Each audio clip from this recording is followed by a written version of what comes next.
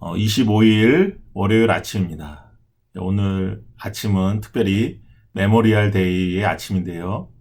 이 날은 자신의 생명을 아끼지 아니하고 자유를 위해서 생명을 희생한 우리 참전 용사들을 기념하고 또 감사하는 날입니다. 우리나라 6.25 때도 미국의 아들들이 3만 5천 명이 죽고 그 다음에 만에서 1만 5천 명이 실종이 되었습니다. 아직도 시신을 찾지 못하고 있는데요. 우리의 자유를 위하여 자기 생명을 희생한 이 미국 군인들에게도 감사함을 표하고 또 우리나라를 위해서 자기 몸을 아끼지 않은 우리 군인들을 위해서 또한 감사하는 이 날이 되었으면 좋겠습니다. 잠깐 기도하고 시작하겠습니다. 하나님 아버지 감사합니다. 오늘 이 숭고한 메모리얼 데이를 저에게 허락하여 주시옵시고 자유가 얼마나 귀한 것인지 자기의 생명과 바꾸어 자유를 지켜낸 우리 선조들이 있기 때문에 우리가 이 귀한 자유를 누리게 하시니 감사합니다. 이 자유를 우리가 허황된 데 쓰지 않도록 도와주시옵시고 하나님을 찬양하고 사랑하고 이웃을 사랑하는 데 이 자유를 쓸 수 있도록 인도하여 주옵소서. 이 모든 말씀 예수 그리스도 이름으로 기도하옵나이다. 아멘. 호세아 9장. 이스라엘아, 너희는 기뻐하지 말아라. 이방 백성들처럼 좋아 날뛰지 말아라. 너희는 하나님에게서 떠나서 음행을 하였다. 너희는 모든 타작마당에서 창녀의 몸값을 받으며 좋아하고 있다. 그러나 타작마당에서는 먹거리가 나오지 않고 포도주 틀에서는 새 포도주가 나지 않을 것이다. 에브라임이 주님의 땅에서 살 수 없게 되어 다시 이집트로 돌아가고 아시리아로 되돌아가서 부정한 음식을 먹을 것이다.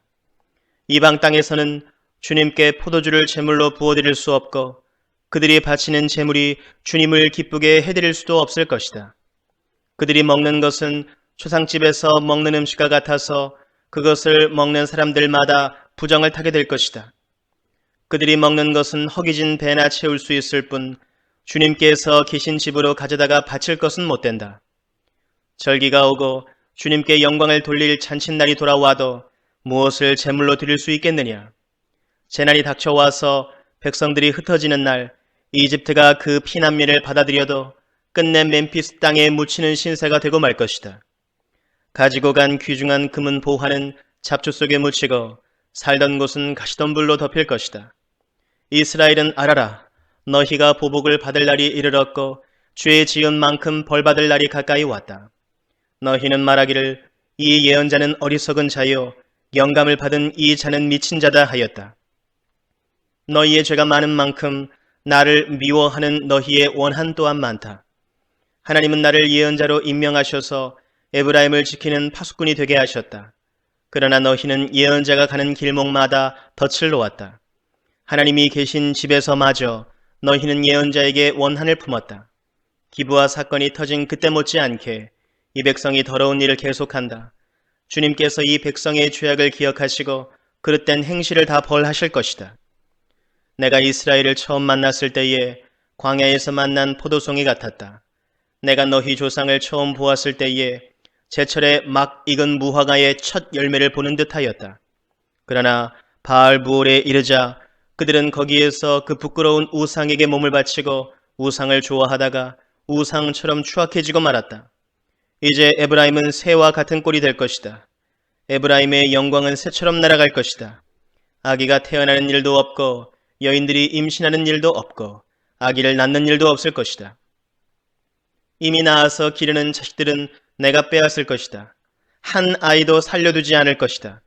내가 이 백성을 버리는 날에 재앙이 이 백성에게 닥칠 것이다. 내가 보기에 에브라임은 아름다운 곳에 심긴 두로와 같습니다만 에브라임이 제 자식들을 살인자에게 끌어다 주게 되었습니다. 주님, 그들에게 벌을 내리십시오. 주님께서는 무슨 벌을 내리시고자 하십니까? 아이 베지 못하는 태를 주시고 젖이 나지 않는 가슴을 주십시오. 이 백성의 온갖 죄악은 길갈에서 시작된다. 내가 그들을 미워하기 시작한 것도 길갈에서다. 하는 짓이 악하니 그들을 나의 집에서 쫓아내겠다. 다시는 그들을 사랑하지 않을 것이다.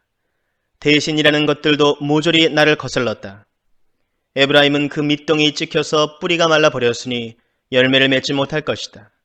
그들이 자식을 낳는다 하여도 그들이 낳은 귀여운 자식들을 내가 죽게 할 것이다. 백성이 하나님의 말씀을 듣지 않으니 나의 하나님이 백성을 버리실 것이다. 그 백성은 만민 사이에서 떠도는 신세가 될 것이다. 호세아 9장입니다. 이 9장은 나누기가 참 어려운데요. 그래도 크게 두 부분으로 저는 나누어 보겠습니다. 1절로부터 10절까지는 끝끝내 이스라엘이 죄악으로 인해 심판을 받을 수밖에 없는 사실을 호세아가 선언하고 있습니다. 11절에서 17절은요, 하나님도 역시 심판을 선언하고 계십니다. 쉽게 이해하자면 우리 앞장에서 7장, 8장 쭉 이어서 호세아는 마치 검사가 재판장에게 제출할 공소장을 쓰는 것처럼 그들이 심판받을 수밖에 없는 그 죄목들을 쫙 쓰게 되죠.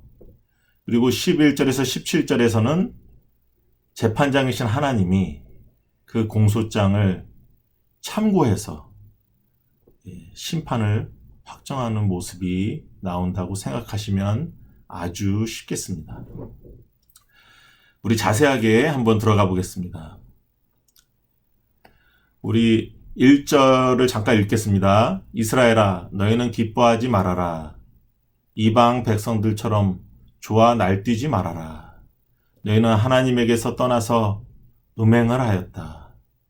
너희는 모든 타작 마당에서 창녀의 몸값을 받으며 좋아하고 있다. 2절입니다. 그러나 타작 마당에서는 먹거리가 나오지 않고 포도주 틀에서는 새 포도주가 나지 않을 것이다. 3절입니다. 에브라임이 주님의 땅에서 살 수 없게 되어 다시 이집트로 돌아가고 아수르입니다. 되돌아가서 부정한 음식을 먹을 것이다. 지금 이 글의 배경을 보니까 추수하는 장면이 나오죠. 타작마당이 나오고. 이거는 가장 중요한 추수 때입니다. 수장절이기도 하죠. 초막절이기도 하고. 모든 하나님이 주신, 하나님이 키워주신 모든 알곡을 다 추수하고 하나님 앞에 감사하는 절기인데 여기에 확 찬물을 들이붓고 있네요. 이스라엘아, 너희는 기뻐하지 말아라. 이방 백성들처럼 좋아 날뛰지 말아라. 하나님에게서 떠나서 음행을 하였다. 너희는 모든 타작마당에서 창녀의 몸값을 받으며 좋아하고 있다. 1절과 2절에 타작마당이라는 말이 계속 나오고 있습니다. 축제의 가장 중요한 장소인 타작마당이 저주의 장소가 되고 음행, 행음의 장소가 되어버린 것입니다. 이 타작마당은 우상숭배, 또 우상숭배를 위한 행음, 예배, 그거를 대표해서 얘기하고 있죠. 이것을 대유법이라고 얘기합니다. 타작마당이라는 그러한 한 단어, 한 장소를 통해서 바알 숭배 전체를 얘기하고 있는 거죠. 한 부분이나 한 이름을 가지고 다른 전체를 얘기하고 있는 게 바로 대유법입니다. 앞에서 3장에서 말씀드린 것처럼 건포도가 섞인 과자, 빵, 건포도가 섞인 떡, 이것도 그 건포도가 섞인 떡만을 얘기함에도 불구하고 우상숭배 전체를 얘기하는 것입니다. 이게 대유법입니다. 이 기쁨의 잔치가 이루어져야 할 이 타작마당에서 바알 신에게 경배하고 숭배하고 또 행음을 통해서 그들에게 풍년을 가져다 준 이 바알 신, 또 아세라 신에게 감사를 표하고 있는 장면입니다. 그러면서 놀라운 것이 하나님을 위해서도 예배했다고 그렇게 여겨지는 거죠. 그렇게 본인들은 믿고 있는 것입니다. 3절 보시면요. 에브라임이 주님의 땅에서 살 수 없게 되어 다시 이집트로 돌아가고 아시리아로 되돌아가서 부정한 음식을 먹을 것이다. 이 에브라임도 뭐 이스라엘이나 에브라임이 이렇게 번갈아 가면서 쓰여지고 있는데요. 이것도 대유법입니다. 왜냐하면 에브라임 지파가 요셉 지파의 한 분파잖아요. 가장 힘이 있고 가장 자손도 많은 그러한 힘센 그러한 지파 이름을 대면서 북이스라엘 지파들 중에 에브라임 이름을 대면서 그 에브라임이 이스라엘 전체 지파를 대표하는 거죠. 이스라엘 백성들을 대표하는 거죠. 이것도 대유법입니다. 에브라임이 주님의 땅에서 살 수 없게 되고 다시 이집트로 팔려가든 잡혀가든 스스로 가든 다시 갈 것이고 아시리아로 또한 잡혀가든 포로로 가든 또한 가서 부정한 음식을 먹게 될 것이다. 너희가 내 앞에서 예배드린다고 열심히 하지만 바알을 내 남편이라 하고 바알에게 예배드리고 있으면서도 나에게 예배드리고 있는 너희들을 볼 때 다시 이집트로 가야 되겠다. 다시 아시리아로 돌아가야 되겠다. 그렇게 선지자는 얘기하고 있습니다. 여기 쭉 보시면요. 4절에 보시면 초상집 분위기가 된 거죠. 초상집처럼 다 부정하다. 그래서 7절에 보시면 이스라엘은 알아라. 너희가 보복을 받을 날이 이르렀다. 죄 지은 만큼 벌 받을 날이 가까이 왔다. 심판의 날을 선언하고 있습니다. 너희는 말하기를 이 예언자는 어리석은 자요. 영감을 받은 이 자는 미친 자다.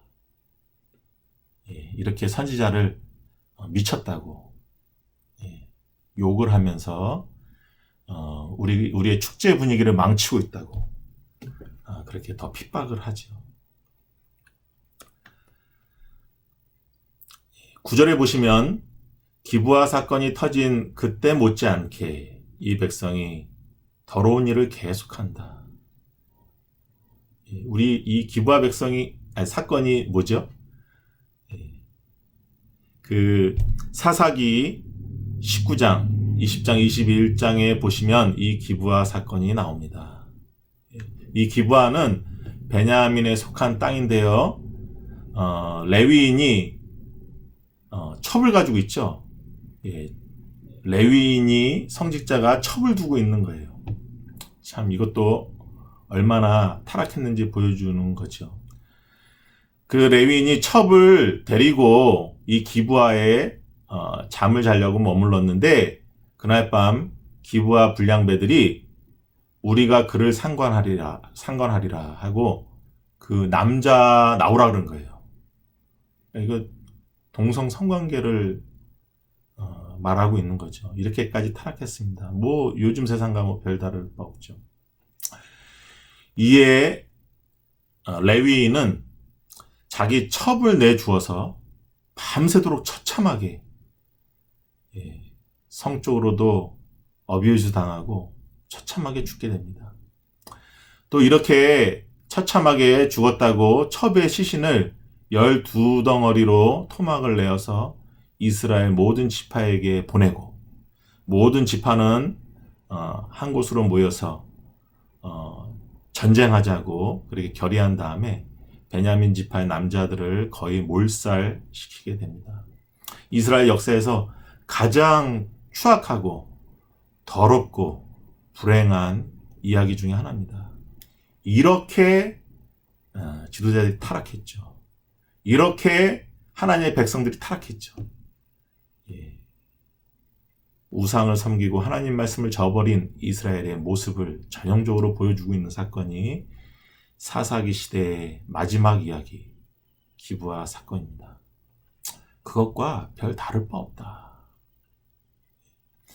10절에서 마지막까지는 하나님이 심판을 선언하고 계십니다. 10절 한번 보겠습니다. 내가 이스라엘을 처음 만났을 때 광야에서 만난 포도송이 같았다. 내가 너희 조상을 처음 보았을 때에 제 철에 막 익은 무화과의 첫 열매를 보는 듯 하였다. 그러나 바알보올에 이르자 그들은 거기에서 그 부끄러운 우상에게 몸을 바치고 우상을 좋아하다가 우상처럼 추악해지고 말았다. 이제 에브라임은 새와 같은 꼴이 될 것이다. 에브라임의 영광은 새처럼 날아갈 것이다. 아기가 태어나는 일도 없고 여인들이 임신하는 일도 없고 아기를 낳는 일도 없을 것이다. 이렇게 하나님이 심판을 선언하고 계십니다.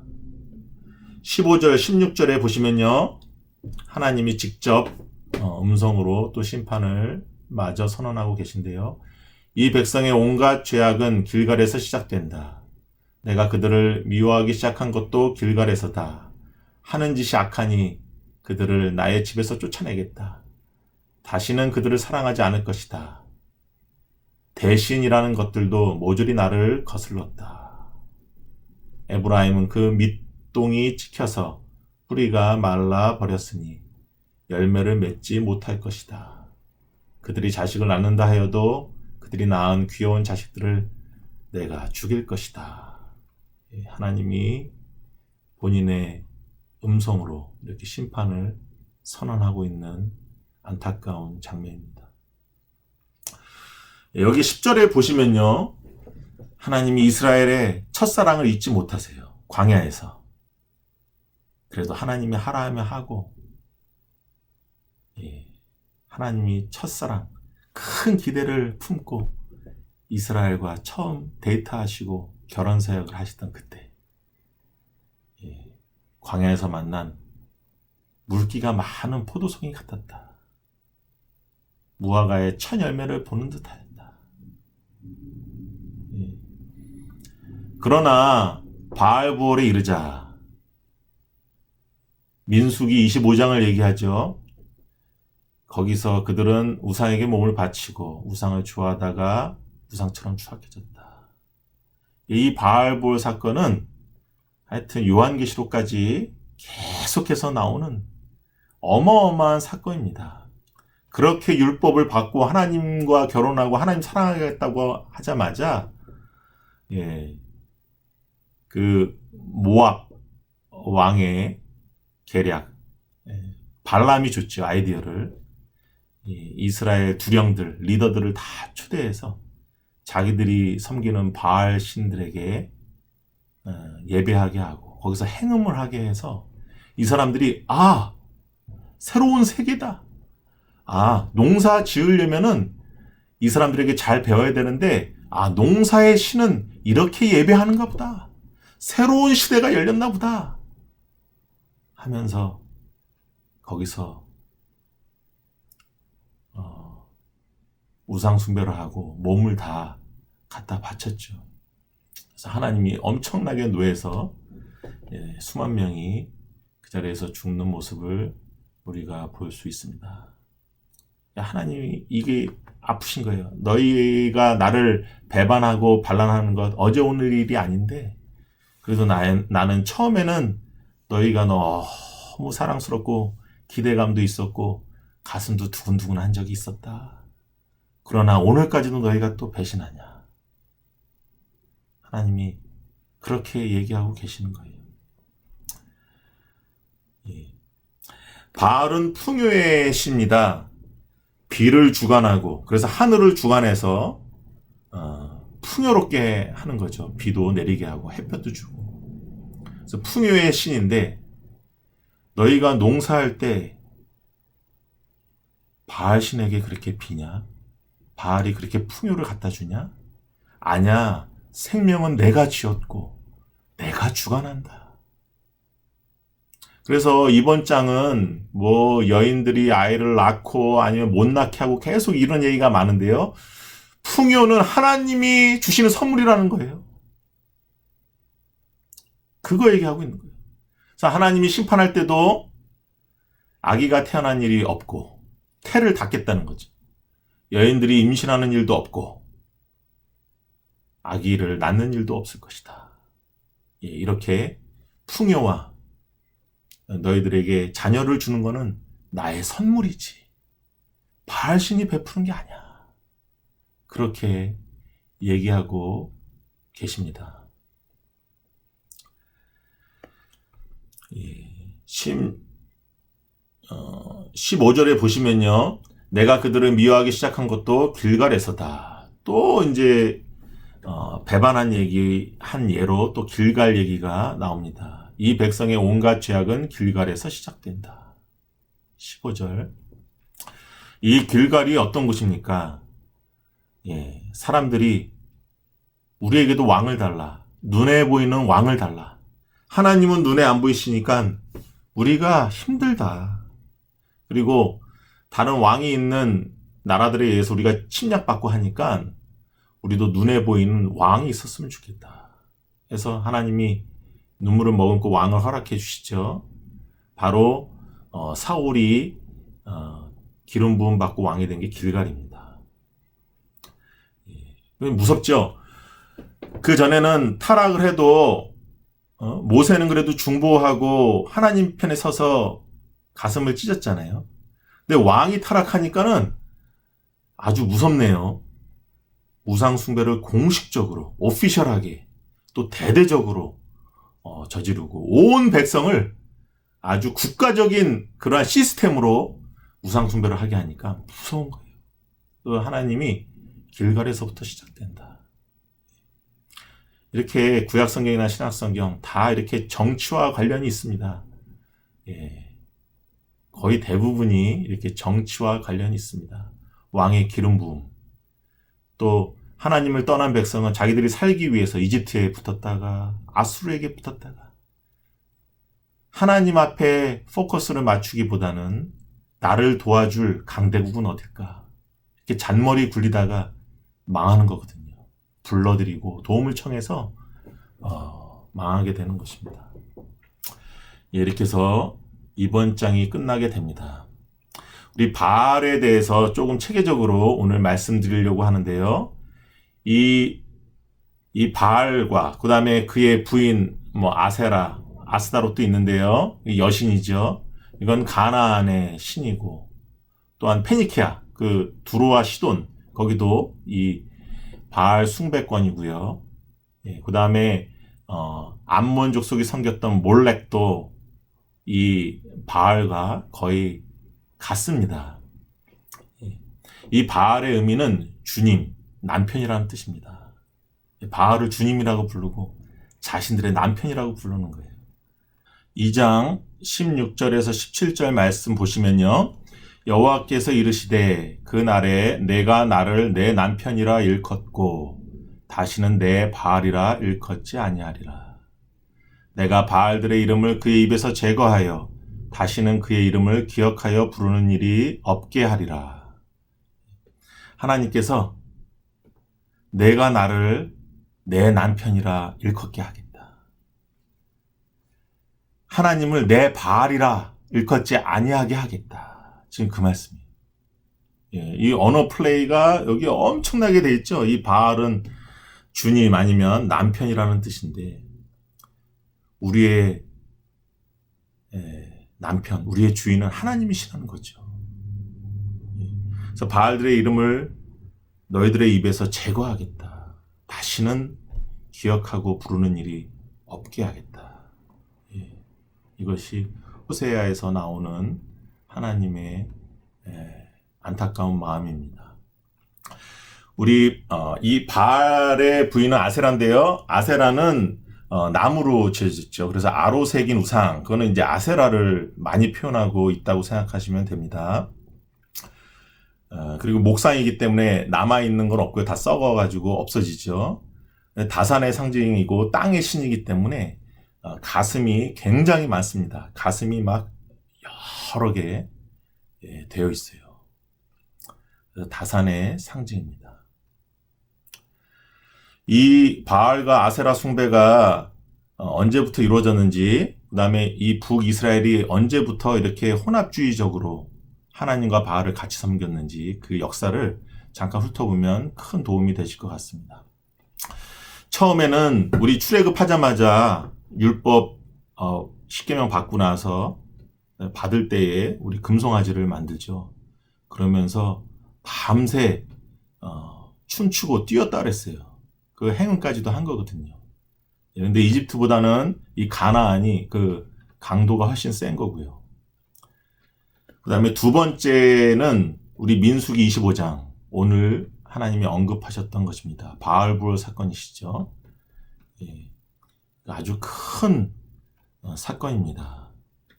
예, 이스라엘 그 지도자들이 가서 다 바알 숭배에 같이 행음하고 새 시대, 농사를 지으려면 이 신에게 이렇게 예배해야 되는구나 하고 다 새로운 세계를 접했던 그런 이야기죠. 세 번째는요, 가나안에 들어가서 서서히 바알 숭배에 잠식당하여 우리 사사기 시대의 기브아 사건이 발생하죠. 아까 보셨죠. 레위인이 첩을 두고 동성애가 횡행하고, 네 번째 단계는 여로보암 1세가 그 북이스라엘 남유다가 나눠졌죠. 여로보암이 1세가 북이스라엘 사람들이 예루살렘으로 내려가지 못하게, 남유다로 내려가지 못하게 남쪽에는 베델, 그 다음에 북쪽으로는 단, 아주 최북단이죠. 단에 너희를 인도해낸 신이라고 하면서 금송아지 단을 만듭니다. 그 출애굽기에 그 금송아지가 여전히 이스라엘을 이렇게 사로잡고 있습니다. 그 바알 신의 얼굴이 원래 소로 돼 있어요. 소. 뿔이 있는 아주 힘이 있고 풍요의 상징 돼 있습니다. 그래서 금송아지와 이 바알 신의 모습은 비슷해요. 아류라고 보시면 됩니다. 금송아지가 바알의 아류. 그러면 애매하죠? 이 금송아지가 너희를 인도해낸 신이라고 하면서 바알 신과도 접촉점을 만드는 거죠. 바알도 소 머리로 되어 있고 후대에는 소 머리를 한 사람 모양으로 이렇게 신을 만들어냈습니다. 이때부터 혼합주의가 아주 만연하게 되는 거죠. 금송아지를 하나님이라 그러니까 너희를 인도해낸 하나님. 그 다음에 오므리 왕조 때의 최고 전성기가 아합 왕이었습니다. 아합 왕이 오므리 왕조의 최고 전성기고, 그 다음에 오므리 왕조를 무찌르게 하나님이 사용하신 사람이 예후인데, 그 다음에 예후 왕조가 쭉 이어지는데, 거기에 최고 전성기가 여로보암 2세입니다. 다시요. 이스라엘을 통틀어서 최고의 전성기는 여로보암 2세예요. 예후 왕조.